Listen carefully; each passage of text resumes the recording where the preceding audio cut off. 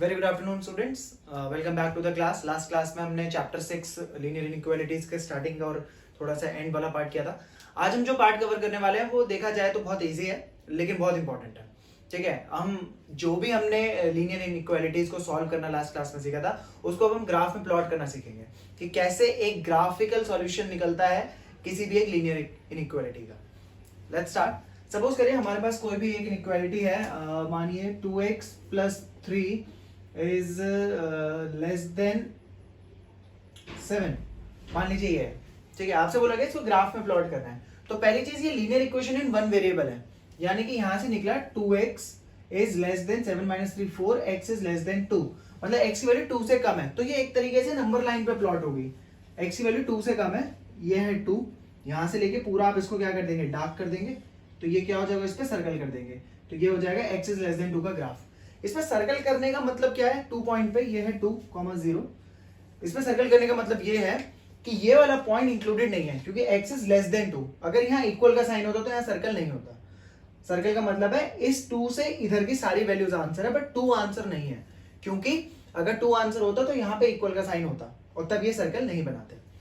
ये हो गया लीनियर इक्वेशन वन वेरिएबल का सॉल्यूशन। अगर आपसे बोला जाए कि कोई भी ग्राफ है, सपोज करिए x + y is less than 4, आपसे बोला गया इसका ग्राफ बनाना है।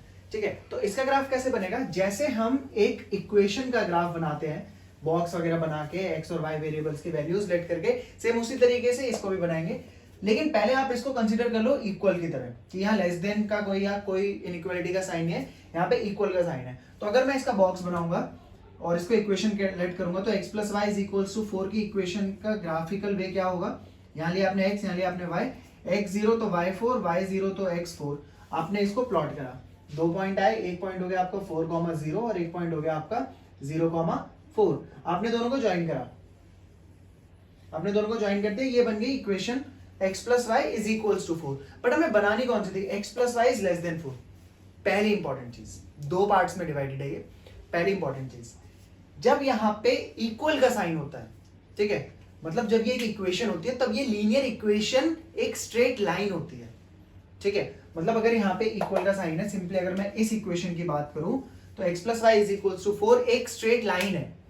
ठीक है, but x + y is less than 4 ये एक पूरा एरिया है।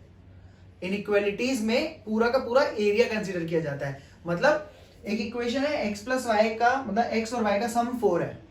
ठीक है, तो सॉल्यूशन क्या होंगे, 0 4 4 0 1 3, मतलब x की वैल्यू 1, y की वैल्यू 3, 2 2, x की वैल्यू 2, y की 2। ये सारे पॉइंट्स एक लाइन के ऊपर आने वाले हैं, वो लाइन है ये। तो ये ऐसे निकलता है इसका solution. But x + y is less than 4 ये एक लाइन नहीं है, पूरा एरिया है। एरिया है का मतलब मैंने कहा 0 + 0, 0 + 0 less than 4, yes 0 + 0 is less than 4। मैंने कहा 1 2, 1 + 2 3, 3 इज लेस देन 4। मैंने कहा -1 - 2, -1 - 2 -3 इज लेस देन 4। इस तरीके से पता नहीं कितने इनफाइनाइट पॉइंट्स जो है जो इसको सेटिस्फाई करने वाले हैं, जो एक लाइन पे नहीं आने वाले हैं। तो ये क्या होगा, ये पूरा का पूरा एक एरिया होगा। अगर ये लेस देन की जगह ग्रेटर देन होता तो भी एक इक्वल पूरा एरिया होता, अगर ये लेस देन इक्वल टू होता तो भी ये पूरा एरिया होता, ग्रेटर देन इक्वल टू होता तो भी ये पूरा एरिया होता। तो कहने का मतलब है इनइक्वालिटीज में कभी एक स्ट्रेट लाइन नहीं होती है, उसके साथ पूरा का पूरा एक एरिया होता है। अब यहाँ पे अगर हम देखेंगे तो ये लाइन है कौन सी, x + y = 4। अब हो सकता है इस लाइन के इधर के सारा एरिया आंसर हो, या हो सकता है इस लाइन के उधर का सारा एरिया आंसर हो। हमें ये पता कैसे लगाना है, जैसे मैं अभी आपको समझा रहा था कि कोई भी पॉइंट, जैसे आपने देखा 1 + 2, ठीक है, लेस देन 4 है, यानी कि 1, 2 जो है वो इसको सेटिस्फाई कर रहा है। अब क्योंकि 1, 2 सेटिस्फाई कर रहा है तो उस तरफ जिस साइड, इस लाइन के जिस साइड वो पॉइंट होगा 1, 2, उधर के सारे पॉइंट सेटिस्फाई करेंगे और वो पूरा शेडेड एरिया आंसर होगा। कहने का मतलब ये लाइन है। अगर मैं इसमें 1, 2 चेक करूं, इस मेथड को बोलते हैं 1 पॉइंट चेक। अगर मैं एक पॉइंट चेक करूं, कोई भी पॉइंट चेक कर सकते हैं आप, 0, 0 भी कर सकते हैं, जो आपका दिल करे। बट हमने 1, 2 की बात करें तो 1, 2 चेक करते हैं। 1, 2 आपने चेक करा, 1 + 2 is less than 4, 3 is less than 4, यानी कि ट्रू।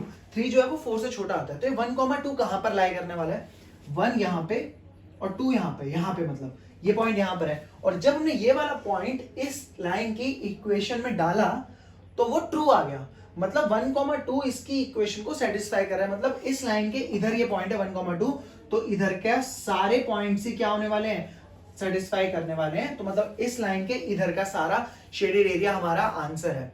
इसके साइमल्टेनियसली, इसके साथ साथ अगर आपने कोई जरूरी थोड़ी हो सकता है इधर के पॉइंट ना लेके आपने उधर का कोई पॉइंट लिया होता, तो उधर का पॉइंट लेने पे वो आंसर आपका फॉल्स आता, मतलब वो आंसर नहीं है, वो शेडेड एरिया नहीं है, तो बचा वो आंसर दूसरी तरफ वाला, तब भी वही आंसर होगा। चेक कर लेते हैं, मान लीजिए पॉइंट है 5,0 चेक कर लेते हैं।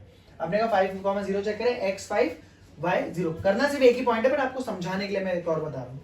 चेकिंग 1.5,0 आपने चेक करा 5 + 0 is less than 4, 5 is less than 4, no, false हो गई, फॉल्स कंडीशन है, मतलब 5 की वैल्यू 4 से कम नहीं होती।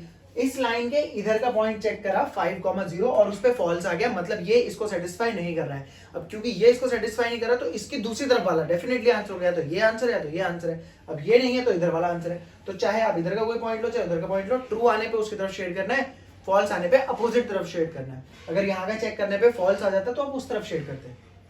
क्लियर है? तो ये होता है 1 पॉइंट चेक, और इस तरीके से हमें सारी इक्वेशंस को ग्राफ में प्लॉट करना होता है। ये सिंपल तरीका है। सेकंड इंपॉर्टेंट चीज इसमें एक और लास्ट, अगर यहाँ पे लेस देन 4 का साइन है या ग्रेटर देन 4 का साइन है, या मतलब कोई भी नंबर हो, कोई भी इक्वेशन हो, बट लेस देन है, तो ये जो लाइन बनती है ये डॉटेड बनती है। ये लाइन कैसी बनती है? डॉटेड बनती है। और अगर यहाँ पे लेस देन इक्वल टू होता, मतलब इक्वल का साइन भी होता साथ में, तो ये स्ट्रेट लाइन बनती बिल्कुल ऐसी, तो डॉटेड नहीं बनती। सिमिलरली मान लीजिए साइन अपोजिट भी होता, ऐसा होता, इक्वल का साइन है तो स्ट्रेट बनेगी, और अगर इक्वल का साइन नहीं है तो कैसी बनेगी? डॉटेड बनेगी। तो इस तरीके से हम सारे ग्राफ प्लॉट कर सकते हैं। अब एक क्वेश्चन देखते हैं, और ये कंसेप्ट और चैप्टर दोनों ही खत्म हो जाएंगे। इस चैप्टर के मिसलेनियस के 2 क्वेश्चंस हैं जो मुझे करवाने हैं। पहले आप ये करेंगे, नेक्स्ट क्लास में मैं वो करवाऊंगा। बहुत इंपॉर्टेंट है एग्जाम पॉइंट ऑफ व्यू से। वर्ड प्रॉब्लम्स हैं जो मैंने आपको याद होगा मिसलेनियस के 2 क्वेश्चन स्किप करवाए थे, वो वही 2 क्वेश्चन हैं, और एक एग्जाम्पल है उससे रिलेटेड, तो मैं करवाऊंगा आपको। और उसके अलावा इस चैप्टर में सब कुछ बहुत इजी पार्ट है। मान लीजिए हमारे पास 2 इक्वेशंस हैं। एक इक्वेशन है 2x + 3y is less than equal to 12। दूसरी इक्वेशन है x + y is less than equal to 4। मान लीजिए 2 इक्वेशंस हैं, ठीक है। एक है x is greater than equal to 0 और एक है y is greater than equal to 0। अब आपसे बोला गया इन सारी इक्वेशंस को प्लॉट करना है एक ही ग्राफ में। कैसे करेंगे? आपने पहले ग्राफ बना लिया अपना, और ये सारी इक्वेशंस आपको ग्राफ पेपर में बनाने हैं, कॉपी में कुछ नहीं है, क्योंकि फिर गलत आएंगे आंसर्स। आपको ग्राफ में अलग अलग शेड के साथ, पेंसिल की ही शेड अलग अलग के साथ इसको प्लॉट करना होगा। पहला, जैसा मैंने आपको बताया, इसको जनरल लेंगे, बॉक्स बनाया आपने, एक्स वाई, इसको इक्वेशन ऐड कर ली, 2x + 3y is equals to 12। x डाला आपने 0, x 0 तो y 4, y 0 तो x 6। तो एक पॉइंट बना x का 6,0 कुछ यहाँ पे, और एक पॉइंट आपने लिया 0,4 कुछ यहाँ पे, और इक्वल का साइन है तो स्ट्रेट लाइन ही बनने वाली है। ये बना दिया आपने, और जैसे ही आप लाइन बनाते हैं उसके साथ वहीं पर ही उसकी इक्वेशन भी लिख दीजिए, आपको आगे दिक्कत नहीं होगी। 2x + 3y is less than equal to 12। बाद में देखेंगे हम कि ये शेड किधर होगा, फिलहाल लाइंस बना लेते हैं, ठीक है। अगली है x + y is equals to 4। Box बनाया, x y, x 0 y 4 y 0 x 4 कुछ यहाँ से 4,0, ये ऐसे पास हो जाएगी। यहाँ लिख दिया हमने equation, x + y is less than equal to 4। अगली है x is greater than equal to 0। ये क्या है? जैसे हम करते हुए आ रहे हैं, x इक्वल टू 0 लिया, इसको पहले हमने इक्वल का साइन लेके चलते हैं। x इक्वल टू 0 क्या है? y axis.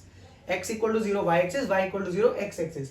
So x equal to 0 बन गया आपकी y एक्सिस, इसकी इक्वेशन लिख दी आपने, x इक्वल टू 0। और सिमिलरली y इक्वल टू 0 क्या है? x axis. तो बेसिकली आपने चारों इक्वेशंस जो है वो प्लॉट कर ली ग्राफ में। अब आपको एरिया शेड करना है, ठीक है। जैसे मैंने आपसे कहा 1 पॉइंट चेक फॉर इक्वेशन, पहले इक्वेशन लिया आपने 2x + 3y is less than equal to 12, ठीक है। 2x + 3y is less than equal to 12। आपने 1 पॉइंट चेक किया, 1 पॉइंट चेक आपने चेक करा 0,0, इजी पॉइंट है। एक इंपॉर्टेंट बात और जो स्किप हो गई, जो पॉइंट आप चेक करेंगे मेक श्योर वो उस लाइन के ऊपर ना आए। ठीक है, अगर उस लाइन के ऊपर का पॉइंट चेक करेंगे तो आपका आंसर हमेशा गलत आएगा। आपको उस लाइन के या तो इस तरफ का या तो उस तरफ का कोई भी पॉइंट चेक करना है, उस लाइन के ऊपर का कोई पॉइंट चेक नहीं करना। सो 0,0 इस लाइन के ऊपर नहीं आ रहा, आपने चेक करा 0,0, 0 + 0 is less than equal to 12, 0 is less than equal to 12 मतलब ट्रू, 0 12 से कम होता है तो ट्रू हो गया। मतलब ये वाली जो लाइन है उसके 0,0 यहाँ पॉइंट है, तो उसकी तरफ क्या हो जाएगा, ये एरिया पूरा शेड हो जाएगा। ये आपने शेड कर लिया। फिर अगली, for x + y is less than equal to 4, x + y less than equal to 4, दोबारा चेक करते हैं, 1 point check, checking 0,0, 0 + 0 is less than equal to 4, true, ये भी ट्रू है। तो इस लाइन के भी किधर का हो गया, इधर का हो गया। शेड्स हमें थोड़ी थोड़ी अलग अलग रखनी पड़ेगी ताकि बाद में पहचानने में आसानी हो कि क्या शेड्स है, ठीक है। तीसरी थी आपकी x is greater than equal to 0, x is greater than equal to 0, कोई सा पॉइंट चेक, लेकिन वो 0 0 नहीं कर सकते क्योंकि ये क्या है, y एक्सिस है, y एक्सिस के ऊपर आता है 0,0, तो कोई और पॉइंट चेक करना पड़ेगा, कुछ भी कर लो, 4 0 चेक कर लो, जो दिल करे, बट इसके इस लाइन के ऊपर का कोई पॉइंट नहीं होना चाहिए।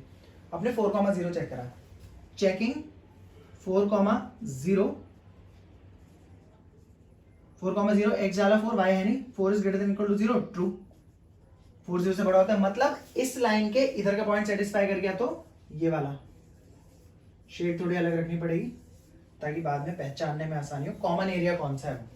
लास्ट हमारे पास checking for y is greater than equal to 0, checking कौन सा पॉइंट, x एक्सिस है, कोई सा पॉइंट ले लो, 0,4 ले लो, इस लाइन के ऊपर का नीचे कहीं का भी ले लो, ये ले लिया 0,4, x है नहीं, y डाला 4 greater than equal to 0, true, मतलब 0,4 भी सेटिस्फाई करा, तो ये वाला। अब आपको बुक में पीछे आंसर्स कैसे दिखाई देंगे, आपको दिखाई देगा फाइनल शेडेड एरिया जो सब में कॉमन एरिया है। अब ऐसे तो आपको भी लग रहा है कि शायद हमने कुछ गड़बड़ करी है, इतना गंदा सा बन रहा है, सारे ग्राफ्स ऐसे बनेंगे, आपको शेड अच्छी रखनी है। Common area, final common area कौन सा है, जो उन चारों में है, अगर आप उसको ध्यान से देखेंगे तो वो है ये वाला एरिया, ये वाला जो ट्राइंगल बन रहा है,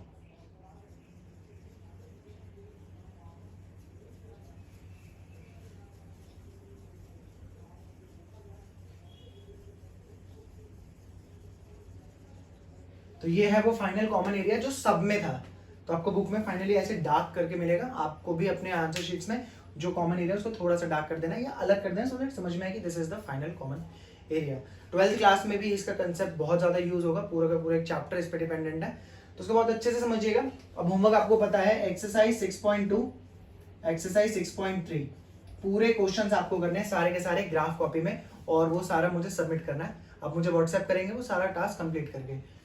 अगेन नॉर्मल कॉपीज में आप मत करिएगा, ग्राफ कॉपीज लेकर आइएगा, पेंसिल स्केल रबर सब कुछ लेके प्रॉपर ग्राफ में बनाइएगा, क्योंकि मार्क्स नहीं मिलेंगे कॉपी वगैरह या आंसर शीट्स में आपने करा तो, ठीक है। सो आज का यही टॉपिक था। नेक्स्ट क्लास में मैं 2 मिसलेनियस के क्वेश्चंस कराऊंगा, चैप्टर कंप्लीट है, नेक्स्ट क्लास में नया चैप्टर स्टार्ट करेंगे, चैप्टर 7 परमुटेशंस एंड कॉम्बिनेशंस। चलिए, have a good day, bye bye.